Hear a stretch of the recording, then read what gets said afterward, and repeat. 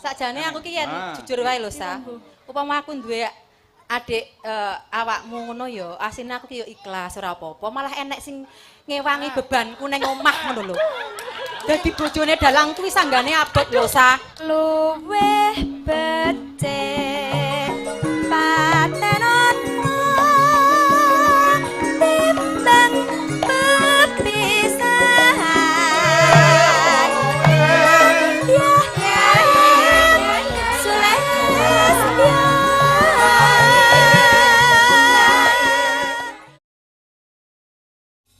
Makilono para kadang-kadang waranggana karo pengrawit. Nduk, Umi. Saiki sampean wis diwasa, wis lulus SMA, wis arepe kuliah. Ya, matura marang sedaya para warga masyarakat ing Banaran kene. Ya, Nduk. Nggih, wilujeng dalu konjuk dumateng sedaya kemawon. Kula nuwun, Pak, Bu. Kula Kaya arep medhayah kula nuwun. lho ten pundi-pundi niku kedah kula nuwun lho, Pak. Oh iya bener, aku ora nyalahke kok, Nduk. Lah nggih. Sampeyan kok Solo lak medhayah ning Banaran. Lah nggih. Mula bener kula nuwun. Aku ora Nggih. nyalahke kok. Ndang. Kula ten mriki wakilipun rencang-rencang yoga, rencang-rencang waranggana kalian rencangipun Pak Dalang. Heeh. Kula nyuwun nyuwun kok nyuwun ya? Kula ngaturaken panuwun ingkang tanpa upami, Pak, Bu. Nggih. Atas apresiasinipun panjenengan sampun napa kersa rawuh mirsani ringgit dalu puniki. Ora apa-apa wong Bu Lurah mau ya malam iki kok. Ha iya. Ora apa pancen yen apa ki ngomong ning ngarepe masa semene akeh iki pancen ora gampang. Sosok ning omah wis ditata tirik-tirik apik bareng teko kene ilang kabeh iki iso.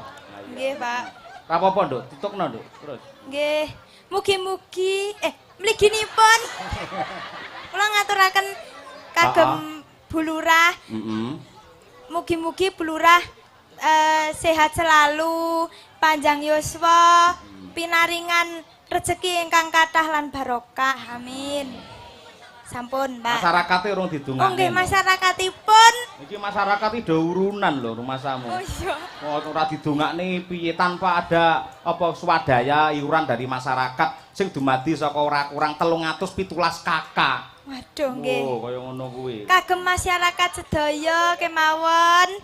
Mugi-mugi panjenengan tansah sehat. Murah rezekinipun. Pun tambah rezekinipun benjang tahun ngajeng nanggap wayang melih. Dalange tetep Pak Yoyok mawon. Waduh. Terus bar kuwi piye? Mungkin lah enten kula. Wah iya. Apik. Sampun, Pak. Heeh, jas ya sing ngono kuwi. Iki wis lulus saka SMKI saka SMA. Iki kuliah ya, Nduk? Nggih, Pak. Nang endi? Wonten isi Surakarta. Kepanjangan dari isi iki apa? Institut Seni Indonesia. Wah iya, jurusan Karawitan. tak kira oleh Tuban Bojonegoro. Boten. Karawitan ya. Apa Nggih. pengertiane karawitan iki apa? Maknane karawitan. Aduh, jenengan kok mboten anu to, Pak. Apa? Mau mboten WA riyen to. Karawitan. Lah, WA wae. WA aku wis tak lebokne WA-mu ning ora kok buka kok ya. Karawitan. Kara niku santen. Kowe iki tak keprok kowe iso kara iso santen iki lho. Kuwi cara ngendi kowe ora. Karawitan niku anu, Pak. Rawit. Rawit niku tegese halus. Heeh, halus. Terus Lah sampun. Kula ngertosi niku tok. jadi muga-muga piyai sing olah karawitan lan seneng ngrungokke karawitan, hatinya menjadi halus. Halus, nggih. Ngono kuwi. Sing ditabuh jenenge apa? Sing ditabuh gamelan. Gamelan. Apa maknane gamelan? Aduh. Calone kowe iki ya nabuh gamelan ora ditabuh tok. Berarti kudu ngerti artine. Gamelan. Apa? G. G niku gong. Heeh, gong terus dikapake. Nggih ditabuh gong G niku gong, A niku ampiang. Hubungane ampiang karo gamelan ki lho apa? Ampiangnya apa to? A niku angklung. Angklung. Lho angklung niku termasuk gamelan, Pak. Oh iya, gamelan cara Banyumas ya. Napa nggih to? Oh iya, Banyumas ngangge angklung. Nggih kula kok wonten. Oh, riak ya ana. Lah nggih. Ponorogo. Angklung. Heeh. M. M. M menika mik. Heh? Mik. Mik. Kok iso tekan mic barang? Loh, gamelan niku nek mboten enten mike mboten saged anu, Pak. Mboten dicopne san ngoten mboten saged muni. Oh. Nggih muni jane tapi mboten banter. Oh, Mesti iya. jenengan mesti nek mboten enten mike mesti nggih ngentung-ngentung ngoten niku. Ah iya. Ibumu buka silek ora tak kei mic-ku ya mesti bingung ae teh. Ora iso nyinden, ora iso gonas ganes, mula ya mesti golek mic. Kabeh sinden golek mic. E jebul. Ayo. Menika endah. Endah. Nggih. Maknane endah? Endah niku karawitan niku endah, Pak. Oh iya. Sakwise ana gong, enek apa mau? Angklung. Angklung enek mic akhire endah dirungokne. Nggih, endah dirungokne. Lho, saking jenengan anu, napa niku? Jenengan pirsani. Apa? Nik napa? Rancakane niku lho, Pak. Oh rancakan, Rancakane niku kayune ukir kuwi. diukir. Lah nggih saya to, Pak. Iya, heeh. Endah. Terus L. L. Lan ora. L menika lampu. Waduh. Utawi Iki lighting. jane arep nyinden war nyuluh kodhok teko lampu Lighting. barang. Lighting, Pak. Lighting. Oh, Jenengan iya. nek mboten enten lighting ini sindan-sindan mboten cantik kok. Oh iya Ketika bener. cantik. Tanpa ada lampu mesti penonton do bengok-bengok ya. Ndi Nggih. lampune kok peteng dedet ngono ya. Nggih, mesti Ah, iya. wedhot sindene. Ayo. L. Bar kuwi terus A. A meneh. Hmm. A menika Heeh. ayu-ayu sindane. Loh. Oh, Mesti iya. angger sindan niku mesti ayu, Pak. Heeh, heeh. Ayu, Ayu, gamelan. N. Lah niki Dhewe N. N. Heeh. N. Entekno. N menika nanggap wayang. Terus maknane Gamelan penjabarannya? niku nek mboten enten sing nanggap, wayang nek mboten enten sing nanggap to, Pak. Heeh. Mesti anu. Mesti nggih anu. Mesti mboten payu. Mboten payu, mergo rene sing nanggap. Nggih. Ning welek mlaku ya hati-hati aja njrimpeti kabel ngono kuwi lho. Mboten. Terus rimpet nek sinden mak glubuk ning kono malah isin lho ora. Pun nggih niku Gamelan wis, heeh. Utawa iso dimaknai gamelan itu dari kata bahasa Inggris ya kuwi game land. Game adalah permainan, land adalah garis. Permainan yang tetap menggunakan aturan. Nggih. Ah, ngono kuwi. Nggih sing bener ngeten iki sing leres. Wah, lambumu ora. Ya saiki nembang pamundhute Bu Winggi, Bu Lurah ngersakake Sesideman. Ayo. Nggih. Bawanana engko komplitana tekan langgame pisan. Nggih, Pak. Nggih. Apa ya apa?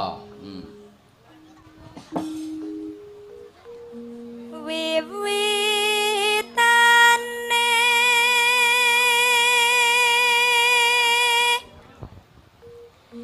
andere sang peke priya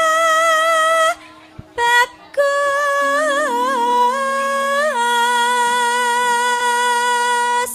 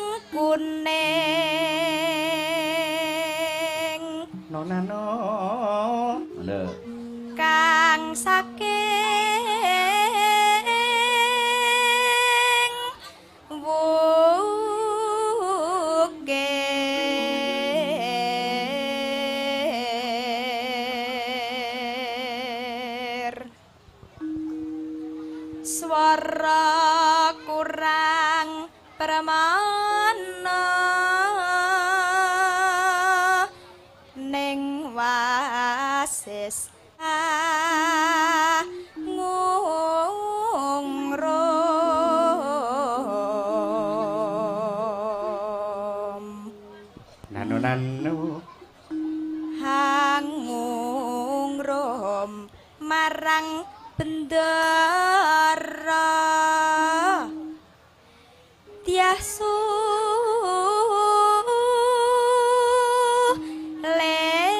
lestya pijer ngincangake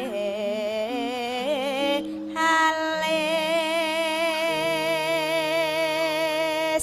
masuk terus tresno sesideman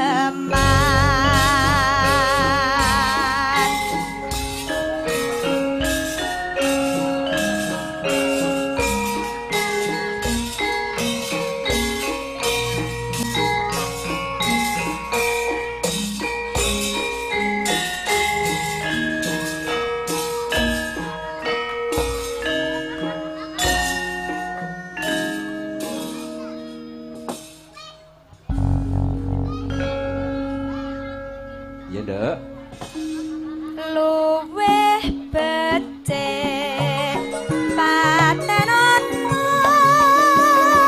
timbang pepisahan ya sulestya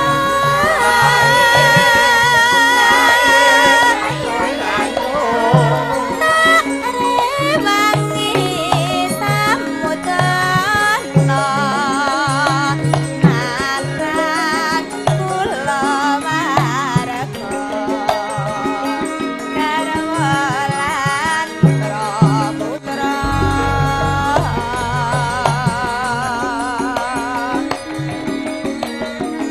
liwat kincanging alismu kumoso angladang asari hatiku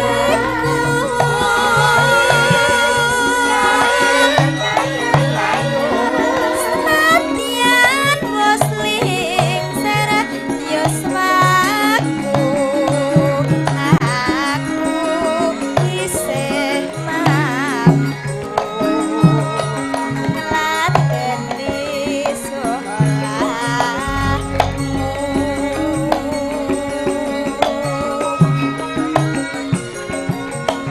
mongko kowe bocah gunung senadyan bocah gunung katukahan jrimko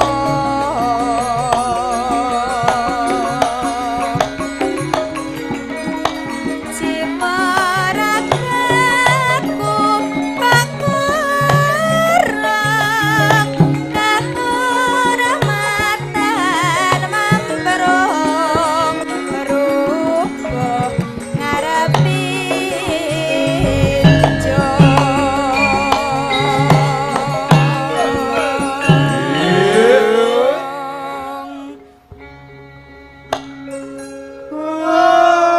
nah karo setel karo sing ngendang iki ha iya wis semono kendang pirang-pirang didep dhewe ciblon sabet gedhe jaipong isih tambah banyuwangen ayo wis ben tintekne ngono ayo sik rasa kuwi ya ayo ngedine karo vaksin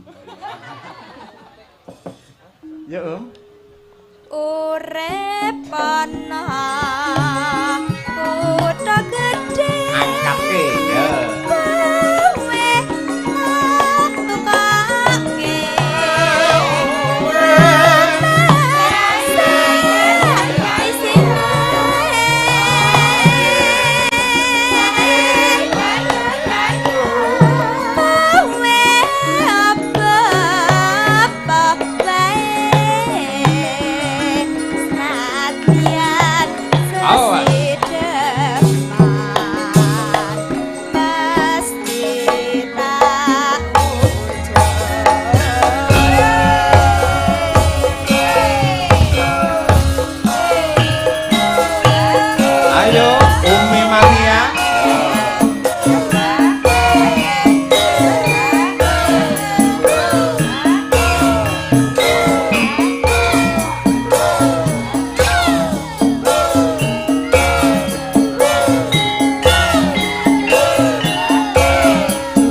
Timur.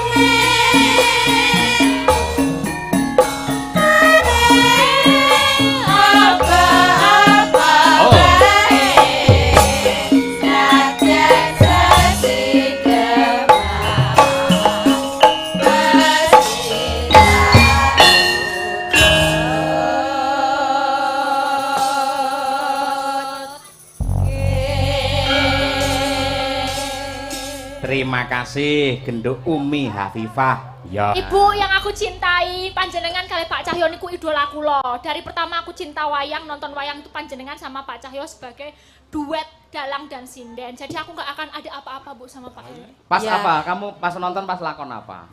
Lakon Abimanyu Ranjap itu loh. Oh itu. Iya. Pasti kamu masih ingat tembang Bu Kesi yang sampai sekarang masih terkenang ketika Abimanyu itu diranjap pakai gaman Iya. dengan gerakan pelan atau slow motion. Iya, itu paling aku sangat terngiang-ngiang yang na, yang itu aku. Ayo Bu Kesi, langsung- ayo tuduhno neng anu apa? Merinding banget gitu loh Bu. Nembang tuduhno neng marumu, ndang pindah.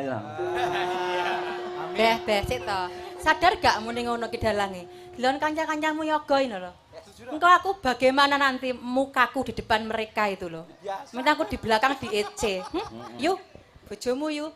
Yuk, bojomu yuk. Daryanto mesti ngono iki ya. Daryanto karo Heru. Sabar yuk, sabar. Wis to, anggere kowe kendho. Lah bar kuwi ikhlas. bar kuwi sampean terus nakoki aku. Mas Cahyo, kowe lek tak oleh Nelisa piye? Lek aku jawab piye? Gini yo. Wah, niku kenakalan niku wis bolone bapak-bapak iki. Tembangmu ketika Ya. Abimanyu Ranjap. Nggih, menika nostalgia ketika tahun 2008 Festival Dalang Nasional Mas Cahyo mewakili Provinsi Jawa Timur.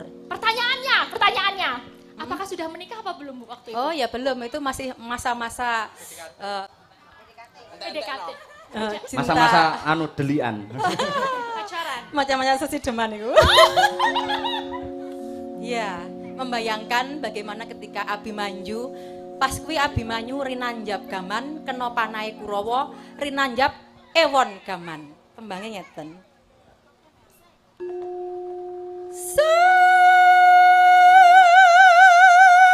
Oh, oke sing cut.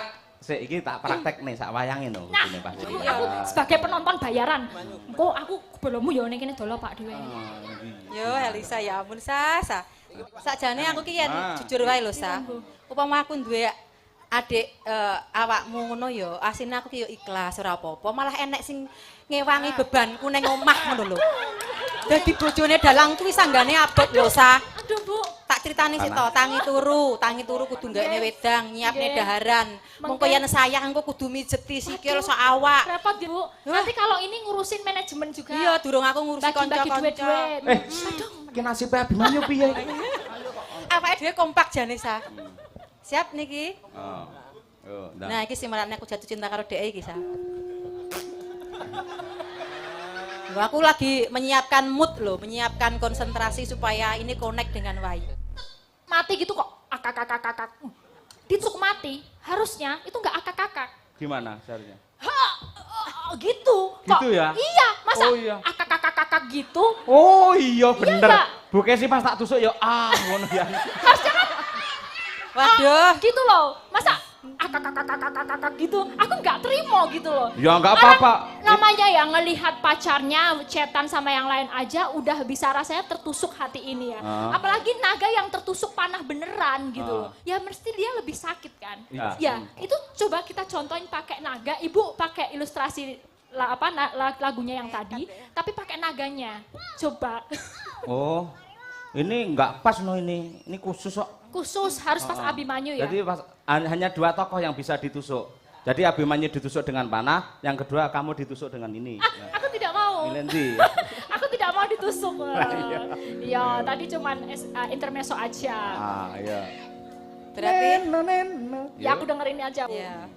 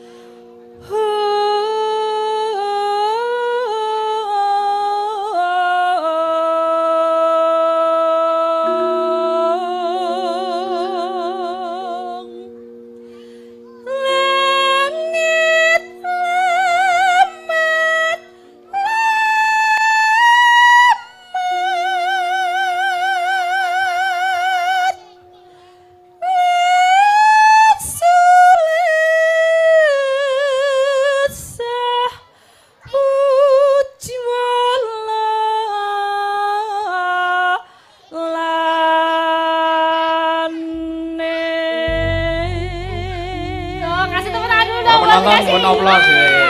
Ya ini aku dengerin ini posisinya pas wah kembangnya semuanya itu dia Ya, mati. itu kisah cintaku sama dia. Rasanya langsung Jadi terasa banget Terasa bagaimana banget. aku merasakan Abimanyu itu betul-betul dia mati tertusuk panah dan membayangkan istrinya Siti Sendari dan Dewi Utari di situ ketika nyawanya sudah diubun. Iya. Dadi lek cara wayang aku Abimanyu ya toh. Sampean Siti Sendari, Elisa Utari. Tasik no. Yes, cocok ya. Oke. jadi iki mau seriuning Bu kita Sruning. Yo, Oke. mah duet wae Bu Kesi karo Elisa duet. Sip no. Yo. Karo adikku wadon enggak apa-apa. Karo maduku enggak apa-apa. Nggih, Pak, Bu. Cocok mboten, Pak, Bu? Masalah biasanya dalang kuwi bojone ya loro telu ngono lho. Aku nggumbon nggih namung Pak Cahya Kuntadi niku sing bojone namung setunggal namung kula. Dadi kula Mangga Sriuning kah? alhamdulillah kula bersyukur bangga banget penaringan bojo kados Mas Cahya. Yen liya-liyane mungkin rada gelem nyeleweng ning niki mboten. Mboten. Sriuning. Ayo. Katanya pakai bawa komplit gak Oh iya bawa no. Putri kang sulestiyeng warani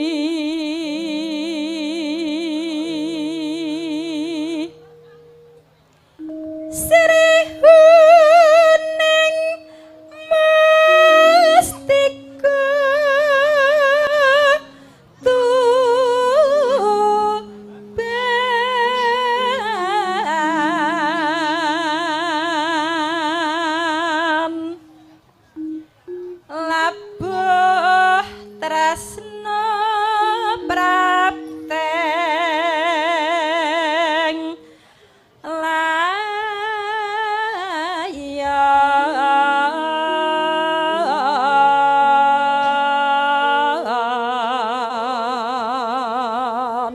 Oper Mbak Elisa, ya Mbak. Tak berangkem pacana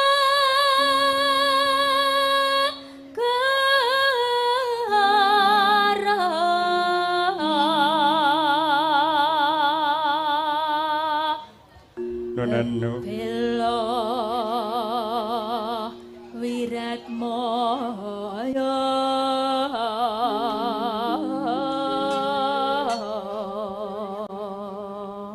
Bu Kesi. Rangira Sri Huning gugur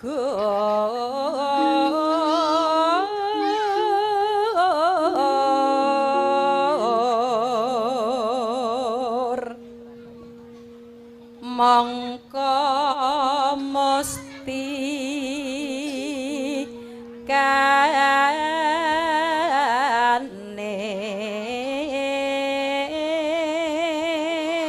kaning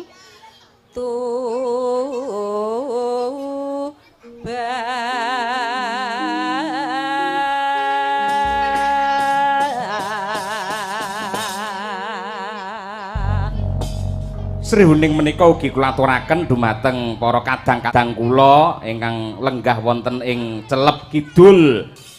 Nah menika tangga-tangga kula dipandhegani dening Pak BG Sugeng mirsani menika nobar. Oh nggih, matur nuwun. Nggih Pak Dalang, Nggih. menika khusus spesial kagem Ibu Lurah ingkang cantik piyambak, piyayine lembah manah alus grapyak semanak tur boten celuthak. Saestu kula kirimi tembang Sri Huning lan ugi para perangkat desa wonten Banaran mriki mugi-mugi tansah kiat lir batin ngemong lan ngesui sedaya warga masyarakat Banaran. Nggih. Monggo Bu Kesi. Sri Huning mesti katuban labeh tresna tuen sabaya pati marang rakyat Ayo. maya kanut prasaja akan terberati